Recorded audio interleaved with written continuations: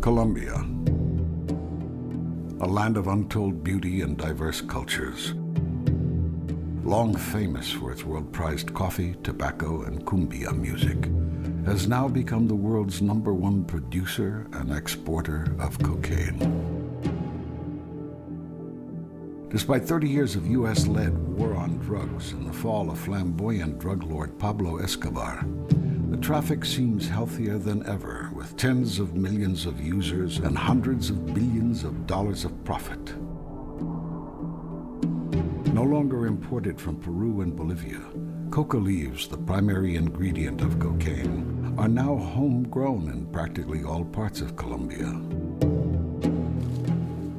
Hundreds of thousands of farmers, driven to poverty by the international agribusiness competition, have been hired by the traffickers.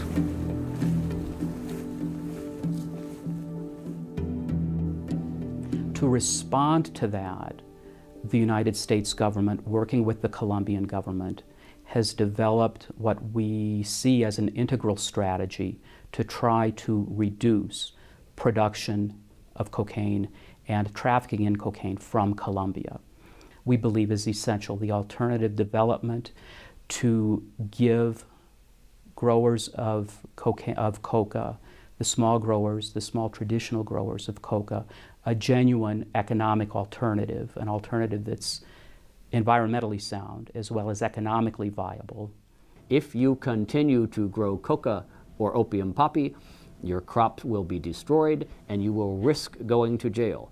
On the other hand, if you are willing to sign a pact with the Colombian government and its principal implementing agency, Plante, we can give you support and assistance that will allow you to live a decent life and to maintain your family. La seguridad alimentaria de 2 millones de pesos es 2 million pesos, $950. That's not enough to live. Believe me, a family of 5 cannot survive 1 year on $950. Not to mention that they have to live not just 1 year, but their whole life. What is provided is very little. For that reason, we think it will be very difficult for the farmers to stop growing coca if the government doesn't give them proper assistance. No se generaron todas las propuestas de desarrollo que se debiesen haber generado en torno a este programa. Queremos nosotros y estamos en la posesión, pero que el gobierno nos cumpla lo que nosotros hemos firmado. Que nosotros los campesinos queremos que el pacto social sea un éxito, queremos que haya inversión en nosotros, queremos que nos den un modo de vida, porque de lo contrario, así como vamos, nos vamos a morir de hambre todos. Si no hay cumplimiento hasta diciembre que tienen estos convenios, al campesino le sobra fuerzas para seguir cultivando y sembrando más coca. Evidentemente, los campesinos the peasants are the unwilling participants in this process. Unwilling in the sense that they live in abandoned areas, areas where there are no signs of a state, when there is no economic opportunities other than growing coca, and that's what they live off. It makes a lot of economic sense for campesinos to grow coca because they can convert coca into coca paste on their farm in a small crude lab. And the middlemen, the traffickers, will come to that farm or to the nearest small town and they will buy the coca paste and pay them cash and take it away for them. Now, the heart of U.S. policy requires that these campesinos grow hundreds of kilos of so-called legal crops instead. Tenemos que pensar en el mercadeo, de que quién nos va a comprar. We have to think in terms of the market. Que salgan. Who is going to buy the produce we make on our farms? Because if we produce something that nobody wants to buy, then it would be the same thing as not having to produce in the first place. Nos daría la misma que no tener nada. But the problem is, we're asking these people to grow, hundreds of kilos of yucca and plantains and pineapples and other things that they have to haul to transport on vehicles they don't have, on roads that don't exist, to sell in markets, both internal and export, they don't have access to, and to compete against an international global economy, international agribusiness, against which they don't stand a chance. So this is not a formula for success in terms of alternative development.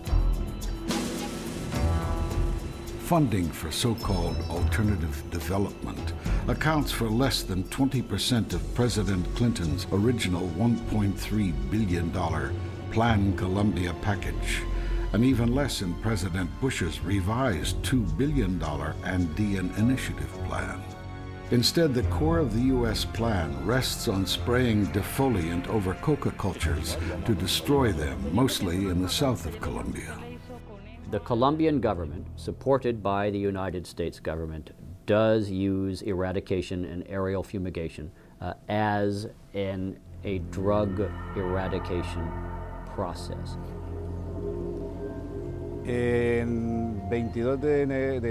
From December 2000 to the 22nd of January, they started the fumigations in 5 municipalities of the Putumayo. And according to the information we were given by the Colombian government and also by the U.S., in this month and a half of fumigations, 74,000 acres were fumigated, and the result was that a satellite picture taken 1 month later showed that the coca production had actually increased. The fact is that in this last year, coca production has gone up 11%. It hasn't gone down, it's gone up 11%. So it's not working. Focusing on the drug producer is a recipe for failure for reasons that you should have learned in Economics 101. Look, a peasant in Putumayo or someplace like that makes the coca paste, can sell a kilo of coca paste for about $1,000. Now that kilo of coca paste gets turned into cocaine that's sold on U.S. streets gram for gram for more than $100,000, but let's say $100,000. Now imagine that a U.S. spray program does such a good job that the price of coca paste triples to $3,000. All you've done is you've reduced the profit of the middleman from $99,000 to $97,000. That is not success by any measure. We're a simple people in the United States. We like simple formulas.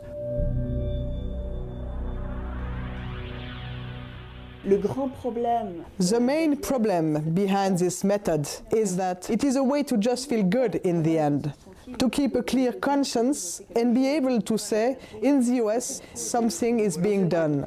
Coca leaves are being fumigated in Latin America. The important topic is, what right do the United States have to do anything Colombian? Well, answer, it has as much right as China has to do something in the United States, namely zero. I mean, for example, does Colombia have a right to bomb Kentucky and North Carolina? That's where they produce the most lethal drugs in the world. I mean, the number of people who die from tobacco is, last figures I looked at, was about 25 times as high as from all drugs combined. But no one believes that other countries have a right to carry out fumigation in North Carolina and Kentucky. And that would be considered outrageous, even if it did work. For 20 years, fumigating illicit crops in Peru and Bolivia has only resulted in moving coca up and down the Andes. Despite this useless achievement, the U.S. government has made aerial spraying by U.S. contractors the focus of its anti-drug policy in Colombia. Fumigation itself uses the herbicide glyphosate as its specific fumigation element or chemical. There were a number of people in the Colombian government that were concerned about the use of this chemical, and they wanted to know what we knew about it. Glyphosate is probably the most commonly used commercial herbicide in the world. It is used legally in well over 100 countries, including the United States of America. Glyphosate that's being applied in Colombia is not 100% glyphosate. There's a great deal of other material in that to disperse it and to spread it. Toxicity can be enhanced by the amount of surfactant And then also you have to think about the altitude at which this material is being sprayed, because the higher you fly, the greater the dispersal, the wider the dispersal. You cannot keep that material that you're really blasting over the surface of the earth right in a straight, clean ribbon or strip. That's impossible. This material is going to blow around. Mi nombre es Tulio Santander. My name is Tulio Santander. I was living on a farm in the Putumayo, on a farm over there where they fumigated everything I had. They fumigated my crops of bananas. Bananas not for sale, but for my family's subsistence. I have a wife, I have kids, and they also fumigated the yucca. I had fish. I know now there is concern because there seem to be more skin problems in people who've been exposed to the spraying, who were there when they were actually sprayed upon. We're engaged in a policy now of aerial fumigation, which I think is a human rights violation, to put it bluntly.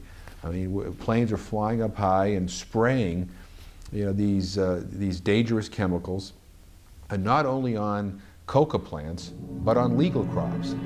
They're spraying wells where people get their water to drink. The spray is hitting, young children, babies, pregnant women, elderly. Well, those are criticisms we've heard a lot, but I don't know that that's entirely true. I would have to look at that more closely to respond fully to it now. 20 to 30 meters up that they spray, ideally. They often spray just 20 to 30 meters up in the industrial-sized fields. It is true that particularly when they're spraying heroin or poppy crops, where you're in a more mountainous area, that sometimes they have to fly at higher elevations. The Monsanto Chemical Corporation was commissioned by the U.S. State Department to provide a defoliant that could be spread on large areas of forest from a safe altitude above insecure territories. The result was Roundup Ultra, a modification of the commercially available Roundup weed killer, with a new formulation which has not been disclosed. With rain and humidity, these deadly chemicals are running into the water supply of the entire Amazon basin, an issue that affects not only Colombia, but parts of Ecuador, Peru, and Brazil as well. I have, however, not seen any credible scientific evidence, none, that has suggested that this has a harmful environmental impact. One of the earlier studies discovered that Roundup or glyphosate actually interferes with enzyme systems in the thyroid, in the brain, the liver, and the pancreas.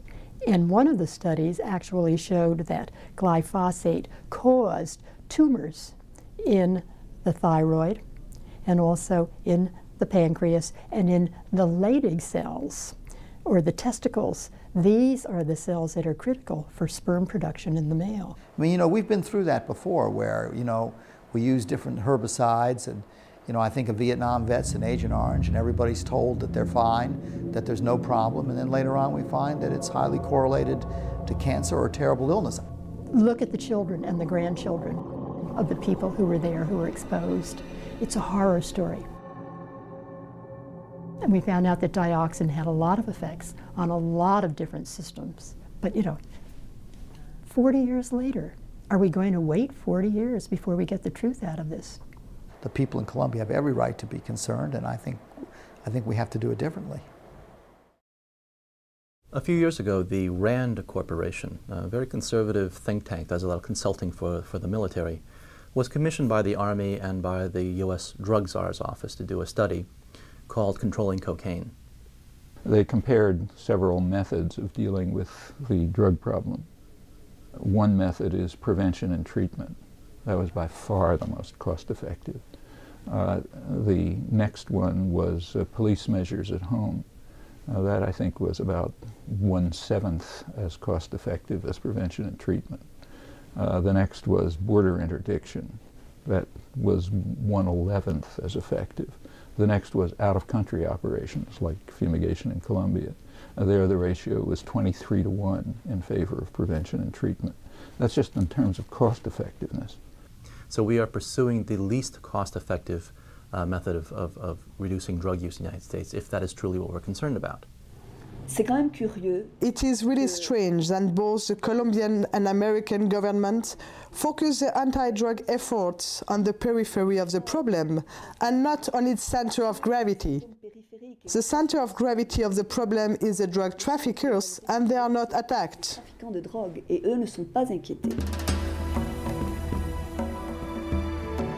While the policy of aerial spraying has proven largely ineffective, the production of cocaine has actually doubled over the last 10 years. The question then becomes, why spend billions of dollars on a proven failure and not on domestic prevention rehabilitation programs?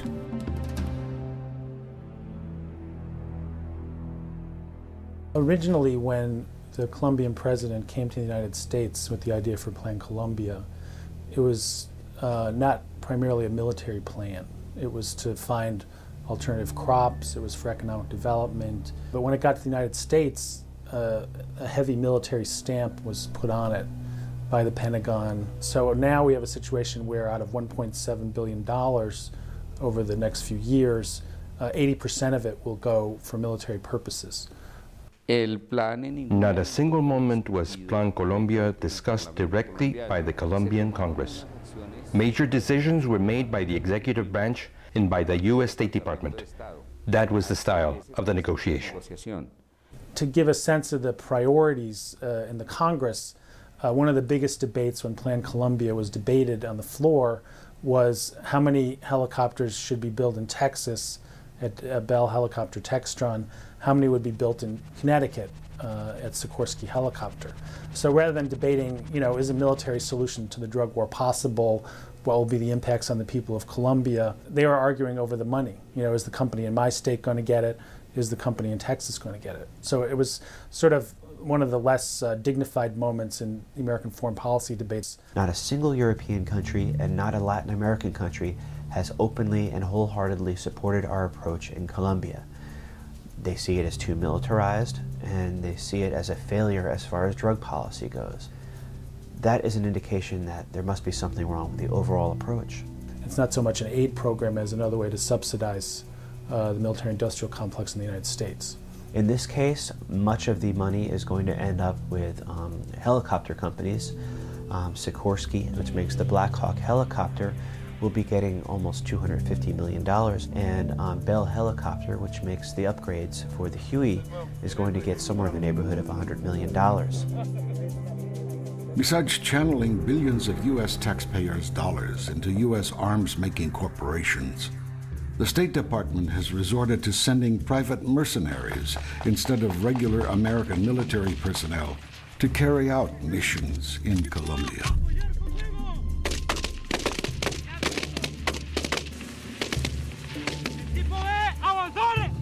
There are not U.S. military personnel engaged in any kind of military operations in the country. The contractor situation is an interesting one, and in many ways, it's not particularly a military issue. When you use private military contractors, you don't have the same kinds of oversight, the same kind of accountability that you have when you use GIs. The reason we are outsourcing this war, privatizing this war, is because we don't have the kind of public support in this country to put U.S. military service personnel in the line of fire. And so we're resorting to the private sector to carry out these functions. So this is a under-the-radar kind of war, a little secret war that the United States is using its taxpayer dollars to engage in. A lot of Americans don't realize what a substantial military effort the United States is making in Colombia, but actually Colombia is the third largest recipient of U.S. military aid after Egypt and Israel. There's always been a concern in providing assistance to Colombia because they've been in effect a civil war for 30 years. Much older than the current drug war situation, Colombia's civil strife is as old as the country itself. Originating in colonial racism and oligarchy, the social conflict develops as Colombia evolves into an industrial society divided between a tiny rich elite and a poor working majority. While the haves and have-nots blame each other for initiating violence, it is the assassination in 1948 of a charismatic populist leader, Jorge Eliezer Gaitan, that leads to a social explosion that Colombians themselves refer to as La Violencia.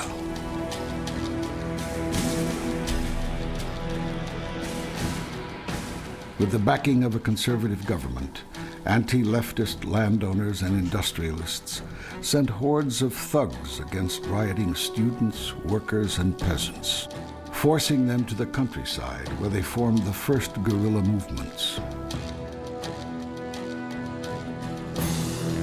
As the world seems on the verge of a global confrontation between capitalism and socialism, Washington makes it a priority to back a pro-Western Colombian establishment and train its military and so-called paramilitary groups to try to wipe out the now entrenched leftist guerrillas.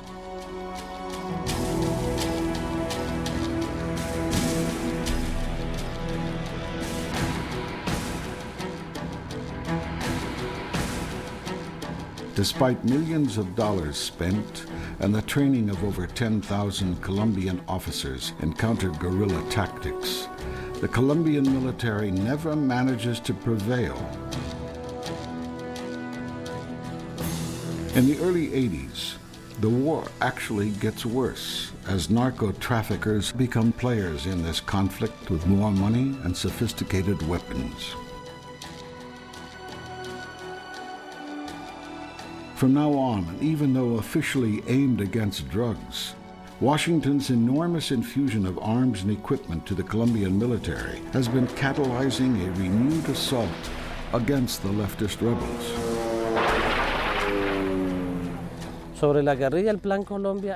The only impact that Plan Colombia has on the guerrilla is that there are more U.S. military advisors, more warplanes, more helicopters, more war. And every time they increase the war against the guerrilla answers with more war to defend itself. Igualmente con más guerra para poderse defender.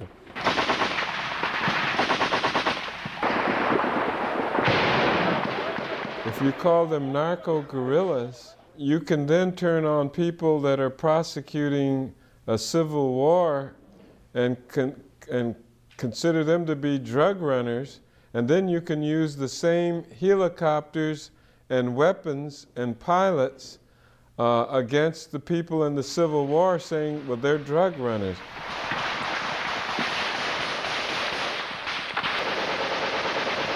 Unen dos variables como si fueran una sola. They combine these two factors as if it was only one, the guerrilla and narco-trafficking. This is wrong because the guerrilla, for instance, in the Putumayo, was there long before the cultivation of coca. What we do only is that we raise a tax on people who buy from the farmers. We do the same thing with the import and export of many other commercial products in Colombia.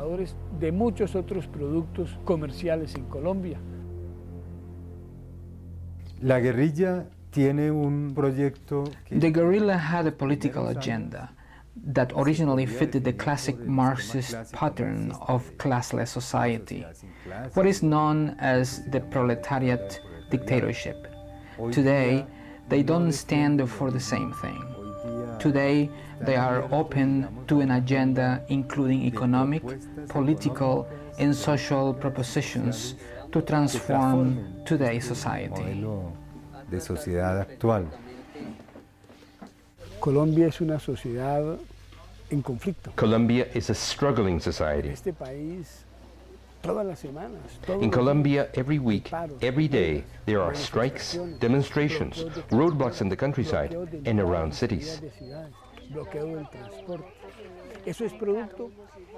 This is the result of a crisis, of the anguish felt by 22 million Colombians living in poverty.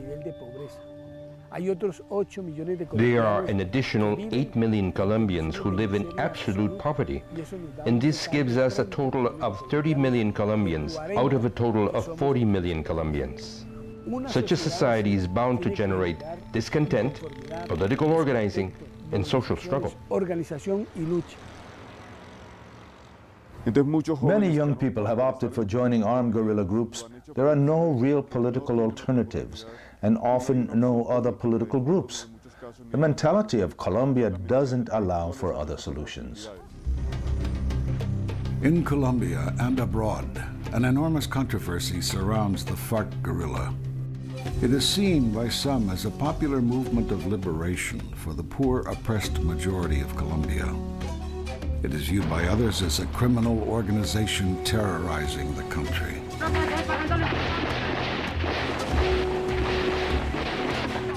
And indeed, while it is not clear exactly how involved the FARC is in the various aspects of producing coca and cocaine, it is a fact that the movement relies heavily on kidnappings and extortion to fund its activities.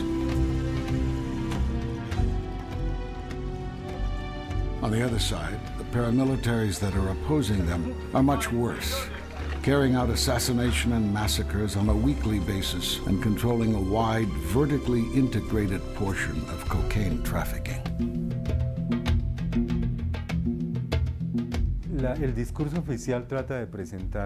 The official rhetoric tries to depict the paramilitary groups and their actions as if they were totally independent of the state, as if they were a third party within the conflict. This, I believe, is a false image. There are entirely too many linkages between the paramilitary and the military, entirely too many documented cases of the paramilitary slaughtering innocent people, civil society people, with the military either knowing about it and not doing anything, or basically turning away from it, not going in to defend people. And I think that's unconscionable. Lo que nosotros señalamos claramente en nuestro informe es what we have clearly shown in our reports is the responsibility of the state in instigating paramilitary actions and letting them carry out atrocities, massacres, and assassinations. Atrocidades, masacres, muertes selectivas. Barranca Bermeja, a city entirely devoted to the oil industry, an hour flight north of Bogota. It is also a city in one of the most violent regions of Colombia. Once a stronghold of the ELN guerrilla, it has since been taken over by paramilitary militias that managed to kick the guerrilla out of town. The paramilitaries have been gradually murdering all FARC and ELN known sympathizers, to the satisfaction of the police and the army, who are essentially their allies against the leftist rebels. There are some who say that Barranca Bermeja has changed. I'd rather say that Barranca changed leadership. Barranca's situation has changed. Nobody can dispute that. But in no way can anyone say that tranquility justifies massacres, assassinations, and social cleansing, as they say. And all of these arbitrary practices that we have to reject and condemn. Que tenemos que rechazar y que tenemos que condenar. In the last 2 weeks, 2 people of our project are being killed. A woman, Alma Rosa Jaramillo, who was a lawyer, he was killed. Her body was totally destroyed by the paramilitaries. And last week, Eduardo Estrada, a peasant, was also killed by the paramilitary groups. About 80% of the extrajudicial killing and murdering of innocent people is now being done right now by the paramilitary. We have had incursions of self-defense groups, but they were incursions directed at people belonging to subversive groups. The civilian population was not targeted. They came and they know why they were coming. They did what they had to do. Los paramilitares están combatiendo. The paramilitaries are fighting social and political organizations. What they want is not so much to rid the country of the guerrilla, as it is to get rid of all workers' unions, of all peasant, indigenous, or human rights organizations, of all political parties of opposition. We don't have institutions supporting us. For instance, I cannot go to the military to ask them to protect me or to protect the projects we are working with people in this area, because I can't trust them.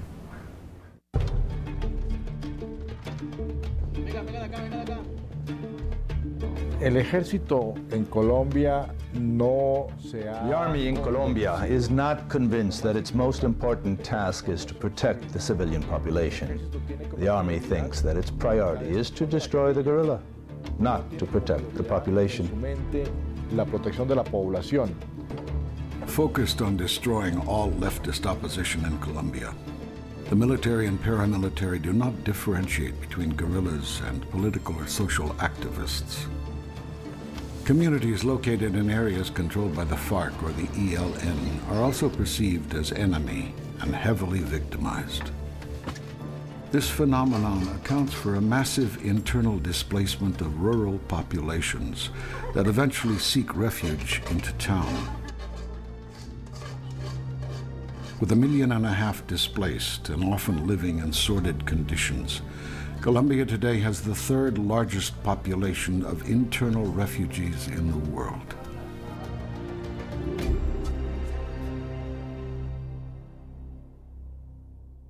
Displacing populations is part of a military strategy. This is also part of the strategy of other armed groups as well. It is a phenomenon that is responding to military, political, and economic interests. It all depends on which zone we're talking about. The reality in Barranca Bermeja and the Magdalena Medio is no different from most parts of the country where institutions seem to have disintegrated from inside, worn by the acid of fear, corruption, intolerance, and racism.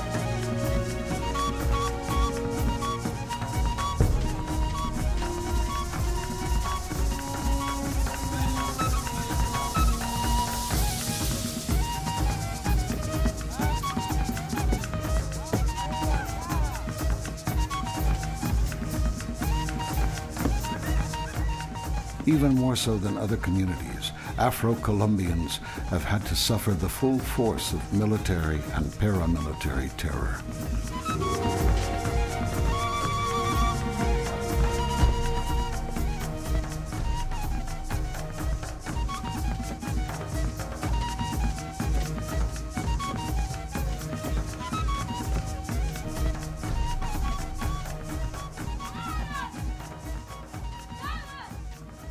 Ejemplo, en el departamento del Chocó, en su zona norte, hubo algunas... In the department of Choco in the north, there were communities that were bombarded by the national forces of Colombia and that were attacked by both the military and the paramilitary.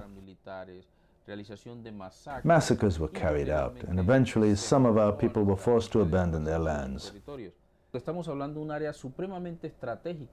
We're talking here about an area of paramount strategic importance for the world's biodiversity. And for that reason, they are displacing our people who collectively own these territories. Llegaron aquí exactamente el 10 de junio. They showed up on June 10th exactly. It was a rather large group. We, as a community, didn't get a chance to count them because our policy is not to interact with any irregular armed party. But many delegates from national and international non-governmental organizations were there, and they confronted this group. Later, they gave us a report that there were 200 soldiers, both paramilitary and military, from different battalions of the Colombian army. The next day, on the morning of the 11th, the paramilitaries came back, mixed with soldiers from the Colombian army. They were firing grenades and gunshots at the village. People started running everywhere. Several people got wounded, and they took a man. They tied him up, they tore his clothes off, they castrated him, and they killed him bit by bit. They were throwing his body parts to the dogs. People were caught in a frantic panic. Mothers were grabbing children that were not theirs, because in panic you can't see anymore. Women were fleeing in the river. Some ran naked as they could towards the jungles. They attacked the civilian population, but there was no guerrillas. Even if they say that the paramilitaries are a separate group, this is not true. The paramilitaries are the offspring of the military.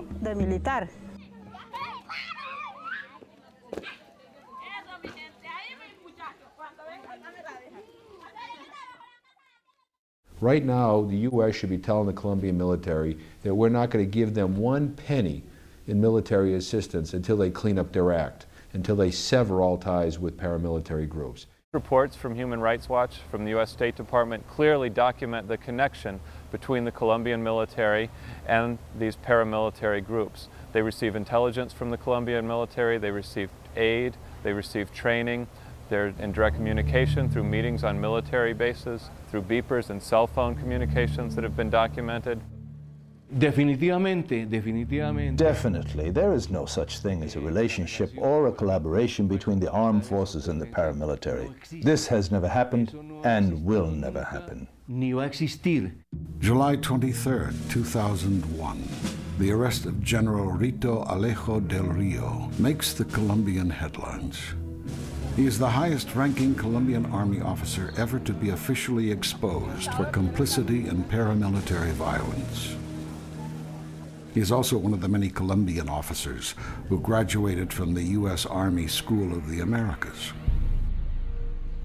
I began to do more and more investigation of other graduates of the school, finding that some of the worst human rights abusers in Central America, in Panama, in Colombia, are graduates from this school. The School of the Americas was founded by the U.S. government in 1946 at the beginning of the Cold War. First set in Panama, then relocated to Fort Benning, Georgia. It is renamed Western Hemisphere Institute for Security Cooperation in 2001 to try to dodge public pressure and an attempt by Congress to shut it down. The School of the Americas has been training over 60,000 officers from all over Latin America with one clear mission: different from traditional military schools. The Kennedy administration changed the mission of the Latin American military, which of course it controlled.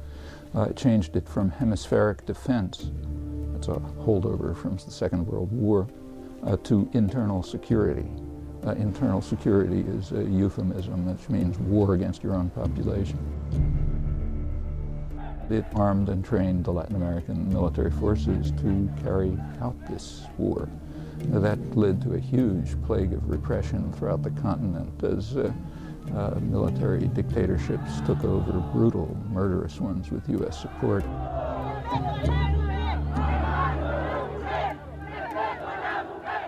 This counterinsurgency warfare, this low-intensity conflict strategy, has been used to terrorize the civilian population, to make everyone afraid to have anything to do with the guerrillas or to give any appearance of support for the guerrillas. In Colombia, the Kennedy administration sent a mission, a special forces mission, in 1962 to advise the Colombians on how to deal with their internal problems. Their advice was to resort to paramilitary terror against known communist proponents. The term communist means anyone who's independent. So it could be priests organizing peasants, human rights activists, labor leaders. That's what communist means. Non-communist proponents have to be subjected to paramilitary terror. There's always economic interests directly related to this military and paramilitary action against civilians. For example, we see in Colombia the most intense massacres of civilian populations happen in areas where key economic interests are at stake.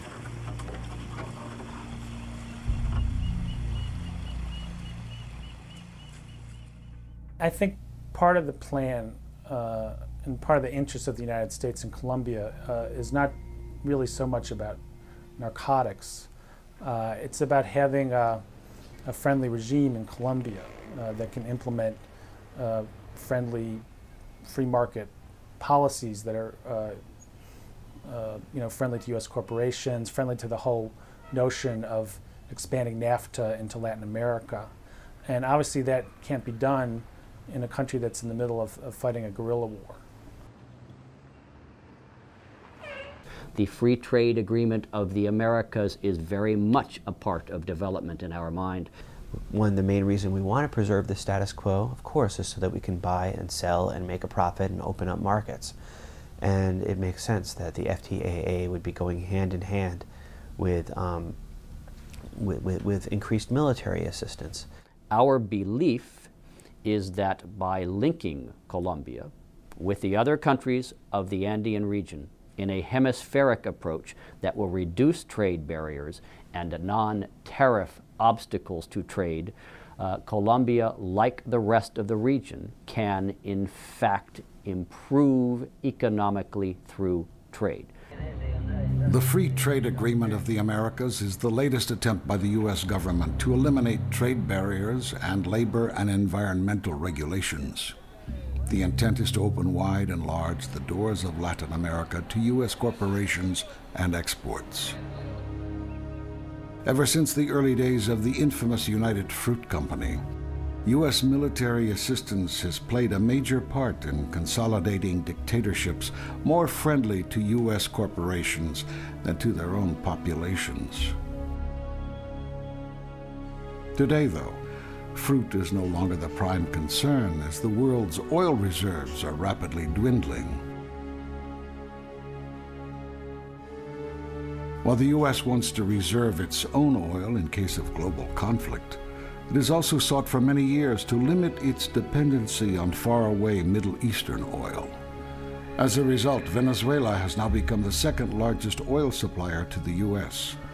But Colombia holds a similar promise, with the bonus of a friendlier regime to Washington as long as the guerrilla does not prevail.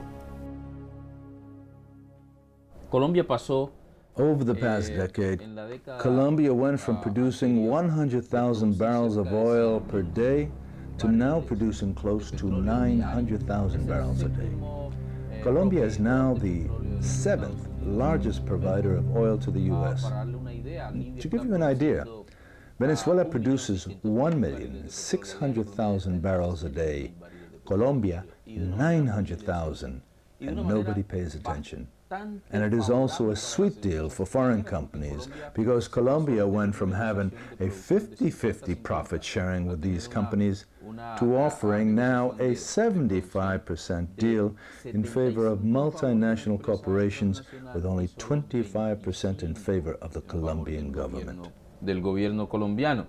So for companies like Occidental, which have significant oil interests in Colombia, they certainly view this as an extension of their interests, that if they could somehow pacify the guerrilla groups or transform them through the threat of warfare somehow into a less threatening political element, that therefore their ability to invest there and to make Colombia part of this sort of free market area of the Americas would be therefore much easier. The fumigation is taking place primarily in guerrilla-held areas, even though the paramilitaries are as deeply, if not more deeply, involved in the drug trade.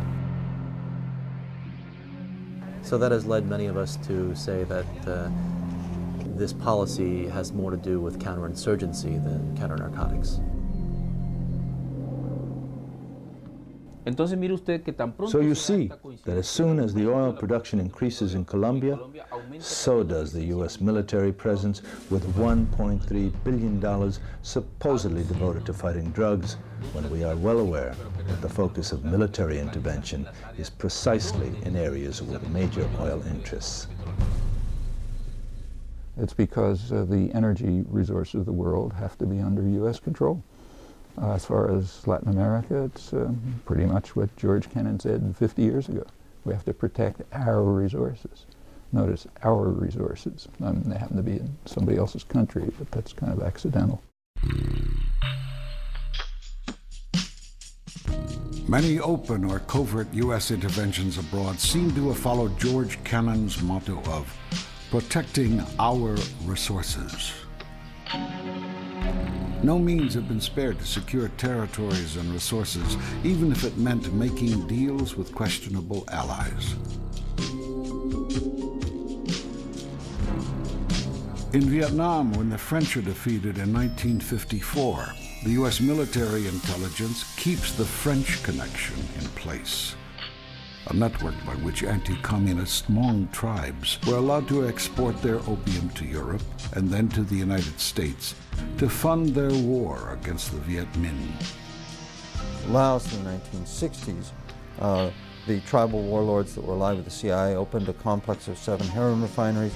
They began exporting the heroin to South Vietnam, where a peak of 34% of all U.S. combat forces fighting in South Vietnam in 1971 were regular heroin users, according to a White House survey. The same phenomenon re-emerged in Afghanistan in 1980 when the CIA enlists the help of Pakistani and Afghan opium warlords against the Soviet invaders. The very same alliance is resurrected against the Taliban in 2001. Opium cultivation, eradicated by the Taliban as part of their proclaimed moral order, is reintroduced on a larger scale than before by the new U.S. allies, the Northern Alliance. Their heroin is now flooding Europe and the United States, while U.S. military aircraft fly daily over their gigantic poppy fields. During the Contra operation, the Contras may have used the cocaine traffic in order to gain funds to conduct their operations. Same pattern appears to be recurring in Colombia, where we are going to be working, at least indirectly through the Colombian military, with the so-called militias, who are directly connected to the major drug traffickers. What is going on in Colombia is that there is so many people involved in the growing distribution, trafficking of plants, drugs, that it's very hard to tell who's what. I mean, this isn't just a matter of one side being involved in drug running as opposed to nobody else. It's endemic in the country. You have to know that in Colombia, all the violence and the corruption are financed by the drug traffickers. And the traditional, most corrupt political establishment is also financed by drug trafficking. The problem is that we are giving billions of dollars of US assistance to a corrupt Colombian government. While U.S. military assistance under Plan Colombia keeps pouring onto a dubious Colombian government and military, an estimated 400 billion narco dollars in solid cash are still freely moving about the world's largest financial institutions every year, without anybody apparently noticing anything. As far as money laundering is concerned, it's true. 20 years ago, at the beginning of the first war on terror, George Bush was vice president. He was drug czar. He was in charge of drugs. There was an effort in Florida. In Florida, they discovered, the federal prosecutors, that there was a big flow of money suddenly coming into Florida banks. Everybody knew where it was from. They started an investigation. Bush intervened to call it off. That was the last effort to trace narco money in the United States. What I would say is that I think governments work closely together, and investigative authorities, I think, work very closely together to try to deal with that problem of money laundering. Very repeatedly, there have been bills introduced in Congress trying to stop money laundering, but they've never succeeded.